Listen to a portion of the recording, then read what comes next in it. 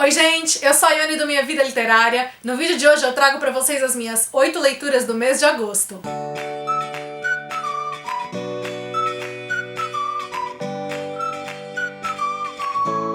Se você ainda não viu, o canal agora tem um clube de membros, o Nossa Vida Literária. Já passa lá pra saber quais são os benefícios, as vantagens de quem assina. Agora, nesse próximo sábado, a gente já vai ter o primeiro vídeo exclusivo pra membros. Eu comecei o mês fazendo uma leitura que eu tava, adiando anos pra fazer, que foi A Última Camélia, da Sarah Deal. Eu gosto demais dessa autora, As Violetas de Março e Neve na Primavera são os meus livros favoritos dela, e por conta disso eu tava então bem curiosa pra fazer essa leitura. Como nos demais livros dela, a gente tem aqui uma história que se alterna entre passado e presente. No passado, a gente tem uma jovem americana que foi contratada para ir trabalhar na Inglaterra, para se infiltrar numa mansão, trabalhando como babá, mas na verdade a função dela ali é roubar uma camélia, uma espécie rara dessa flor. No presente, mais de 60 anos depois desse momento passado, a gente tem a história de uma botânica que vai se mudar com o marido para a mansão da família dele, que é esta mesma mansão. E quando ela chegar lá, ela vai encontrar um livro que vai fazer com que ela comece a ir atrás de pistas que indicam que algo de muito suspeito aconteceu no passado, enquanto ela também guarda os seus próprios segredos. Essas duas narrativas, tanto no presente quanto no passado, são em primeira pessoa, o que eu acho que causa uma aproximação maior com quem tá fazendo a leitura. A Sarah Deal, ela consegue ambientar muito bem a história, então ela traz muito as sensações, tanto no contexto histórico, e traz essa atmosfera de uma história de época, quanto também no presente. Ela desenvolve muito bem os personagens e cria muito bem o mistério, então a gente passa todo o livro com essa carga de suspense muito grande na história, mesmo que esse não seja um thriller. Eu gosto muito também do tom sensível e delicado que ela tem pra narrar, a questão da presença das flores na história que é muito grande, isso também traz tanto um tom interessante pra leitura, quanto faz dela mais bonita talvez, né, por conta dessa relação que as flores vão ter com os acontecimentos. E no geral, foi uma história que eu gostei bastante de como se desenvolveu. Eu gostei muito da relação da protagonista no presente com o marido dela. A relação dos dois é uma relação muito sólida, é uma relação muito bonita. Mas apesar de tudo isso, não foi uma leitura super envolvente pra mim, como os demais livros da autora foram. Foi aquele tipo de livro que eu acompanhei assim, mais distante. Eu consegui ver a história, mas eu não me senti parte dela, então também nem foi uma história que me emocionou como os demais livros dela me emocionaram. Minha outra leitura, na verdade, eu comecei a fazer em julho, eu fiz a maior parte dela no mês de julho e terminei agora no comecinho de agosto, e no caso é o Modern Love. Modern Love é o nome de uma coluna do New York Times que existe desde o início dos anos 2000, na qual são postadas histórias reais de amor. A Amazon adaptou algumas dessas histórias da coluna para uma série, e o meu primeiro contato então com Modern Love foi através da série, e agora a editora Rocco traduziu o livro que foi publicado então lá nos Estados Unidos, compilando as melhores histórias dessa coluna. O livro se divide em 4 partes, cada uma delas vai reunir algumas crônicas aí que tem alguma semelhança entre si. No geral, a gente vai ter histórias, né, de encontros amorosos que não tiveram talvez um final feliz, histórias de relacionamentos que deram certo, histórias familiares, histórias de superação pessoal. A gente tem uma variedade bem grande de histórias e foi uma leitura que eu amei fazer. Embora, né, a gente tenha cada uma aí sendo escrita por uma pessoa diferente, todas elas têm uma escrita muito gostosa, são histórias curtas, então você também consegue ler bem rápido, e são histórias bem variadas entre si. Tem aquelas que me fizeram dar mais risada, tem aquelas que me fizeram me identificar mais, aquelas que me fizeram refletir sobre algum aspecto da minha vida, todas trouxeram algum tipo de reflexão. Aquelas mais tristes que me emocionaram mais, me fizeram chorar mais. Então foi uma leitura bem proveitosa e que principalmente que eu gostei de fazer assim, lendo um pouquinho por dia e entremeando com outras leituras. E vale dizer que eu fiz a leitura pelo e-book. Primeiro a Rocco lançou apenas em formato digital e agora também já tem o livro físico disponível. Depois eu fiz a minha leitura para escolha de vocês do projeto da TBR para 2020, de agosto, que foi Morte no Nilo, da Agatha Christie. Esse aqui é mais um dos livros da autora, protagonizado pelo detetive Poirot. Aqui no caso Poirot está de férias e ele embarca num navio para uma viagem para o Egito, onde ele acaba encontrando personagens que estão envolvidos em um triângulo amoroso. E durante essa viagem algumas mortes vão acontecer e ele, é claro, claro, vai ter que investigar essas mortes. Esses são daqueles livros da Agatha Christie que tem uma presença muito grande de personagens, então desde o início ela vai narrando trechinhos das histórias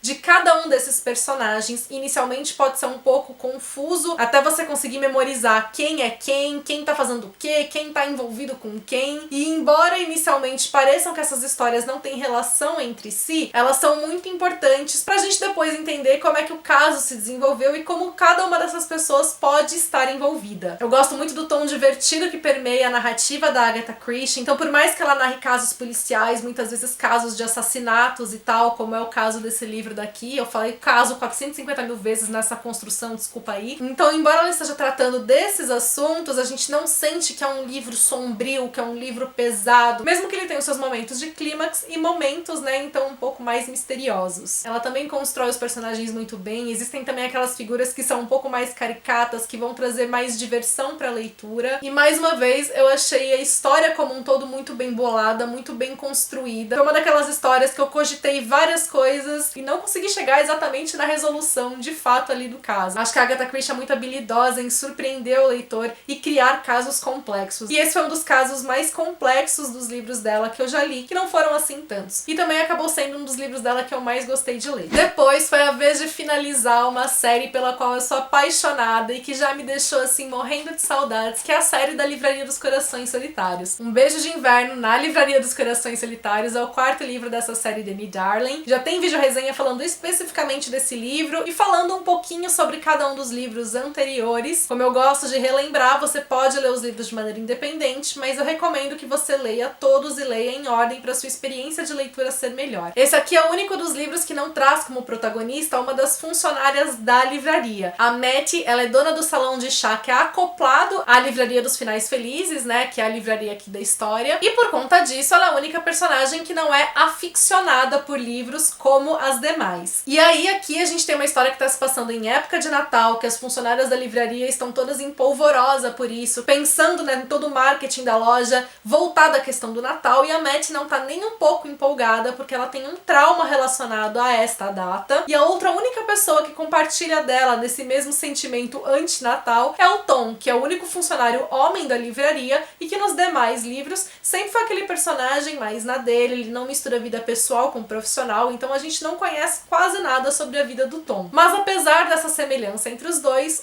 têm uma antipatia muito grande um pelo outro, então aqui a gente vai ter aquela história típica de cão e gato. Mesmo então que a gente não tenha tantas referências a livros nesse aqui como nos demais, pelo fato da Mattie não trazer essa bagagem com ela, ainda assim a gente tem muitas referências de títulos, né, pelo ambiente como um todo ser de uma livraria. A gente tem várias passagens que vão falar de receitas, de alimentos, então é um daqueles livros que deixa a gente com vontade de comer. E eu também gosto muito dessa ambientação de restaurante, como isso traz uma atmosfera aconchegante para a leitura como um todo, uma atmosfera que já existe por conta da própria livraria, que foi intensificada agora, então, né, por causa, né, de um foco maior neste outro ambiente. O que eu mais gosto dos livros da Annie Darling é o tom divertido que ela tem na narrativa, mesmo que seja uma narrativa em terceira pessoa e que às vezes costuma ser então um pouco mais distante, ela consegue envolver o leitor muito bem. Tem passagens hilárias e super divertidas aqui. O romance vai acontecer mais aos pouquinhos, não é aquele romance super presente, ou que existam várias cenas românticas. As cenas mais românticas mesmo estão pro final e são mais curtas e em menor quantidade. Ela foca bastante aqui no desenvolvimento da Mattie. Aos poucos a gente vai conhecer o passado dela. É um livro que vai falar sobre relacionamento abusivo. Eu gostei demais de ver como a personagem foi desenvolvida, de como ela está nesse processo de superação do passado dela. Eu gostei também por ser aquela personagem que vai ter os seus momentos de rabugice, dela não ser simpática o tempo todo. Gostei também de descobrir mais sobre o Tom, então porque a gente conhece mais do Tom junto da Mattie, né? Conforme ela vai descobrindo sobre ele, a gente vai descobrir também. Enfim, foi um livro que me fez dar muita risada e que me trouxe aquele calorzinho no coração quando acabou. Eu gostei demais da finalização, gostei demais de como os demais personagens voltaram a aparecer aqui e terminei o livro sentindo saudades dos personagens e dessa história como um todo. Depois foi a vez de ler O Casamento, que é o segundo livro da duologia Com Amor Dublin, da Tayana Alves, continuação então de O Irlandês. Em O Casamento a gente vai ter uma história que acontece entre o capítulo final de O Irlandês e o epílogo. Existe, né, um período de 2 anos entre esses dois capítulos no Irlandês e O Casamento se situa neste momento, contando sobre a vida da Julia e do Robert, após o Felizes para Sempre. Como em O Irlandês, o casamento tem uma narrativa muito gostosa, que é muito fácil a gente se envolver com a leitura. A escrita da Tayana Alves é uma escrita muito ágil, e aqui eu senti uma consolidação ainda maior dessa escrita dela. O tom do livro é um pouco menos divertido do que o livro anterior, porque aqui ele vai focar mais nos conflitos internos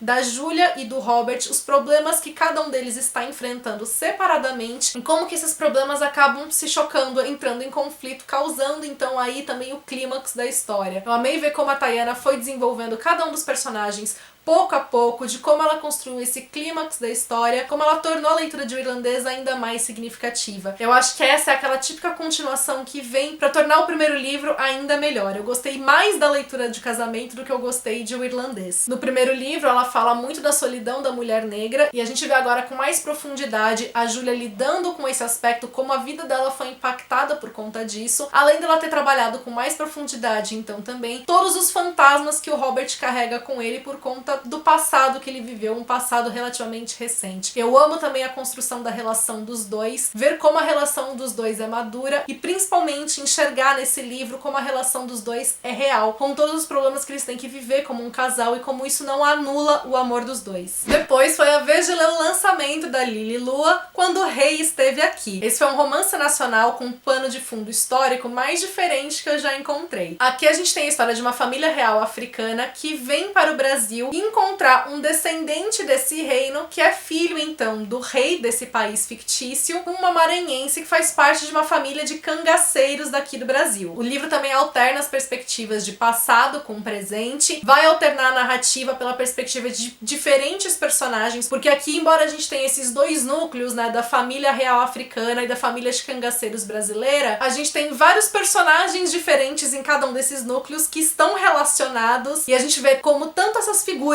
né, se encontraram e se relacionaram no passado e no que isso se desenrolou e afetou agora no presente. A Lili tem uma escrita que é bastante ágil, então a leitura é muito fluida e é muito gostosa de você fazer. Por mais que a gente tenha aí uma história que se alterna, né, em períodos próximos aos anos 1920, depois na década de 1930, a gente não tem uma linguagem que reflete esse momento, então ela não tenta trazer aquele grau, aquele ar meio de rebuscado, né, que muitas vezes a gente encontra em narrativas de histórias de época, né, para remeter a esse período. Não, é um livro bem tranquilo assim mesmo de você ler. Eu gostei bastante da representação que existe, né, da fala ali dos cangaceiros. Então nesse momento a gente tem falas, diálogos que vão ter mais ali a cara do Nordeste. É uma história com bastante representatividade, então é muito importante, né, para os leitores, principalmente não brancos, que vão ler e vão se sentir representados pelos personagens que estão ali. Foi uma história que eu gostaria de ter visto com um pouco mais de detalhamento, com um pouco mais de aprofundamento. Então eu senti que algumas passagens foram muito rápidas, que no final da história ficaram algumas pontas. É o típico livro que, por conta dessa própria premissa dele, que eu achei sensacional, merecia ter tido um pouco mais de aprofundamento, tanto na ambientação, quanto nos próprios detalhes da trama, daquilo que acontece. Eu gostaria de ter lido mais dessa história, porque foi uma história muito gostosa de se ler e com essa premissa extremamente interessante. Minha penúltima leitura do mês também foi um livro que eu queria ler há muito tempo, que estava parado há anos aqui na estante,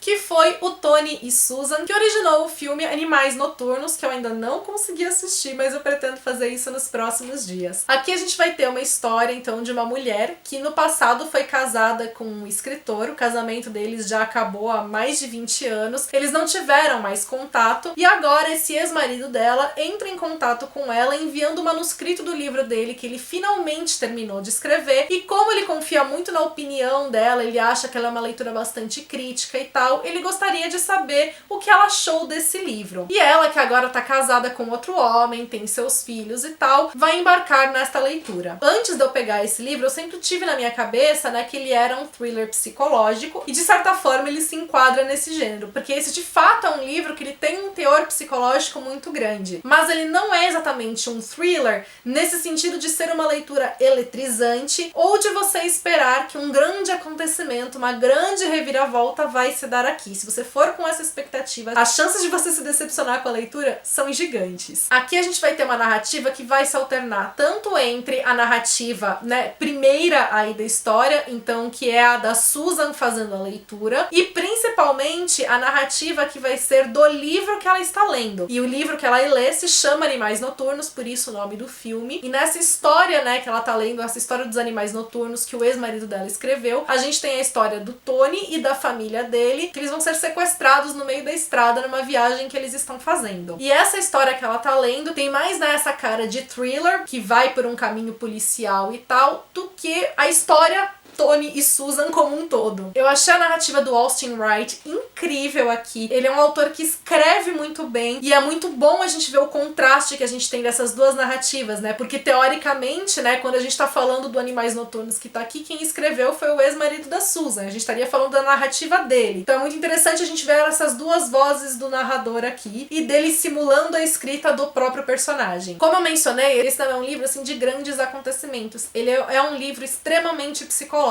A grande questão aqui é que enquanto a Susan está lendo o livro, ela vai não só avaliar a leitura, mas ela vai avaliando o próprio ex-marido. Ela começa a refletir sobre as coisas que eles viveram juntos e ela vai vendo como pouco a pouco a leitura que ela faz desse livro afeta a visão, a leitura que ela faz do ex-marido. Então, se antes dela começar a ler o livro, ela tinha uma certa ideia sobre o ex-marido, ela tinha uma lembrança sobre ele, quando ela começa a ler, isso vai sendo modificado e isso vai mexendo com conteúdos dela que são muito próprios. Então, Tony e Susan é um livro que está focando totalmente nesses acontecimentos internos da personagem. Não foi um livro que me fisgou completamente, eu acho que ele é um livro que ele exige muita atenção do leitor e eu não dei a atenção devida aqui para essa leitura. Não foi uma leitura que eu fiz extremamente atenta e eu acho que com isso eu acabei deixando escapar muita coisa da história, porque eu tenho certeza que a gente pode fazer relações muito maiores até com a própria história da Susan e do ex-marido, e eu não fiz essas relações porque eu não tava lendo com toda essa atenção, mas que foi um livro que eu gostei bastante por causa desse aspecto, né, de ver como ela vai começar a reavaliar a própria vida, aquilo que ela viveu antes, o que ela vive hoje, por conta de uma leitura. Eu gostei demais, né, como o autor mostra essa capacidade que a literatura tem, e eu gostei demais também de ver as descrições que ela tem ao longo da leitura, de como ela vai se sentindo a partir daquele livro, que são coisas muito reais e muito próximos do que a gente tem como leitor. Mas, de novo, se você vai fazer essa leitura, vá preparado para um livro que vai exigir mais de você, que não vai ser um livro com muitos altos e baixos. Inclusive, eu diria que o livro termina em um anticlímax. É um final que, na verdade, parece que nada aconteceu quando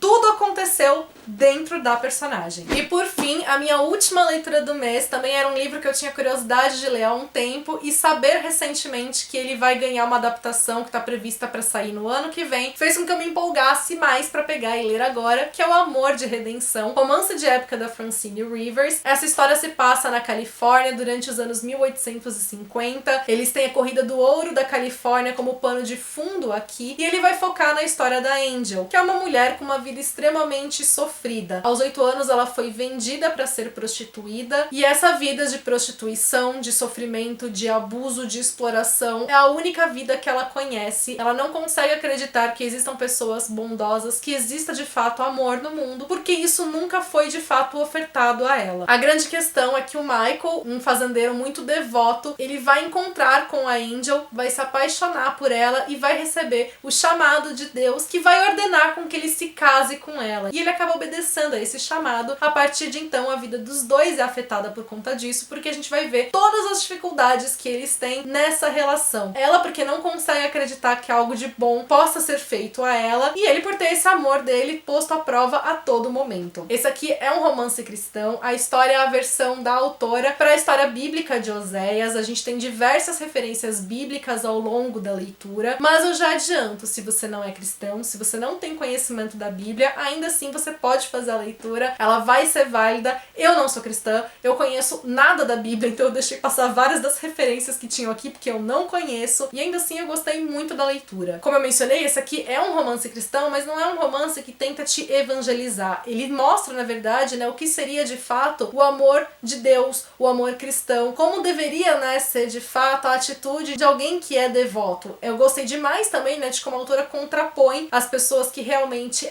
aplicam aquilo que elas têm na religião daquelas que são religiosas e não são pessoas, assim, exemplares. Então eu achei isso bastante verdadeiro, porque a gente encontra muitos exemplos desses por aí. Eu gostei muito da construção dos personagens, então a gente realmente sente as dificuldades, os sofrimentos de cada um. É um livro, assim, com muitas passagens tristes, pesadas, dolorosas de fato, porque realmente os personagens estão passando por provações. Então é a provação o livro inteiro. Ele tem esse cenário de época muito bem construído também, então eu acho que o livro funciona como um romance de época, não simplesmente como um romance cristão, e que ele traz passagens que são extremamente bonitas, fortes, sensíveis. Foi um livro, assim, que realmente me emocionou e que quando chegou ao final trouxe uma mensagem muito bonita e muito impactante. É lindo ver o processo de redenção, de fato, da protagonista aqui. Eu acho que só tiveram, assim, umas duas coisas que me incomodaram lendo. Uma delas é que a gente tem uma repetição de um evento que acontece aqui, então é um dos conflitos da história que acabou ficando um pouco cansativo pra mim, porque ele se repete muitas vezes. E a outra coisa foi o epílogo, que pra mim o livro poderia ter acabado no capítulo final, não precisava daquele epílogo, porque não só o epílogo, assim, foi extremamente corrido para mostrar todo um futuro,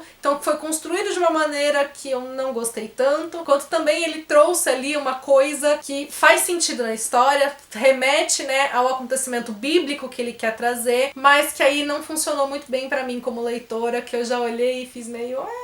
não sei exatamente se eu acredito nisso. Mas enfim, tirando o epílogo, gostei demais de todo o restante da leitura. Conta pra mim aqui nos comentários os livros que vocês leram nesse mês, desses livros que eu li, quais chamaram a atenção de vocês, quais vocês mais gostaram, se vocês já leram algum, o que vocês acharam deles. E se você gostou desse vídeo, aproveita e deixa sua curtida, porque isso ajuda muito na divulgação do meu trabalho. Se você é novo por aqui, seja bem-vindo. Já aproveita, se inscreve, ativa o sininho pra não perder nenhuma notificação e também vem fazer parte do clube de membros daqui do canal. Me acompanha nas demais redes sociais que a gente tem um contato mais próximo por lá.